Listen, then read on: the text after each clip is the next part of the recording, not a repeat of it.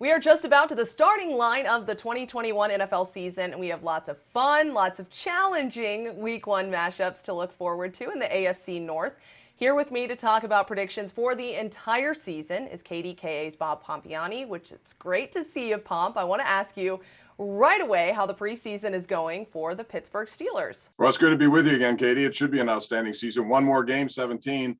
I mean, it was a preseason that was filled with a lot of question marks, and those questions I think will continue into the season with this team.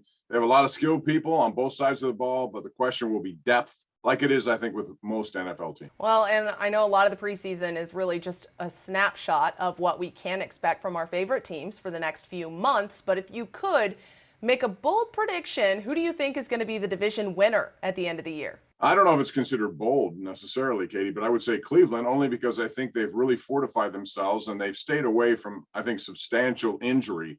The Steelers have a lot of things they're dealing with from the injury point of view as they head into Week 1, and I think Baltimore, same way. You know, Cincinnati's a team that's up and coming, but I don't think they have enough yet. So I would think Cleveland, this is their division to lose.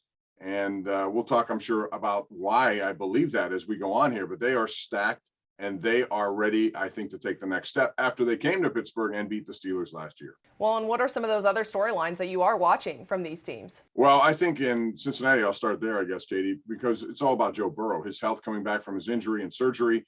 They're still a while away from being, I think, a competitive team. But how he goes will dictate how they go. And if he has a good year bouncing back from that surgery, and that's never easy, then you can look to them maybe next year as a team that is close to being a playoff team, but not this year. As far as Baltimore, you know, Lamar Jackson is, he's an MVP, but last year numbers dropped off. I think the league may be catching up to him, and they have lost J.K. Dobbins and others on their defense. So, you know, Gus Edwards will be a man who will be looked at very, very seriously as a guy who can tote the ball. Can he do it as a regular feature back? And I think with the Steelers, you know, the question is offensive line. Just today, you know, Zach Banner went on IR. He's a tackle. They've shifted guys around. They have a rookie starting at left tackle. That's never easy in a team or in a division that has a lot of guys who can get to the quarterback. And Ben Roethlisberger, 39, can be successful, but that line will dictate how successful he will be or not. Well, and then are there any other things that we should consider before these Week 1 matchups? Really a stacked list of matchups for this division, to say the least. Well, the Steelers start off in Buffalo, which is interesting to me. That's a 13-3 team, and you know they're going to pass the ball quite a bit.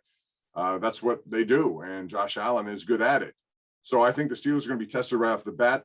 James Pierre is a guy who looks like he's going to earn a cornerback spot only because they haven't identified it as slot corner, which may force Cam Sutton inside. And I think, again, the Steelers are going to have their hands full with wide receivers in Buffalo.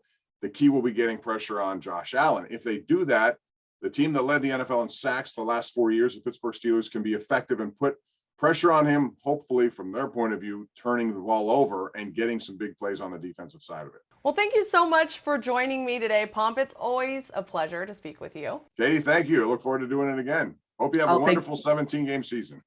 Yeah, I'll take you up on that offer because I'm sure we'll be talking more as the season goes on.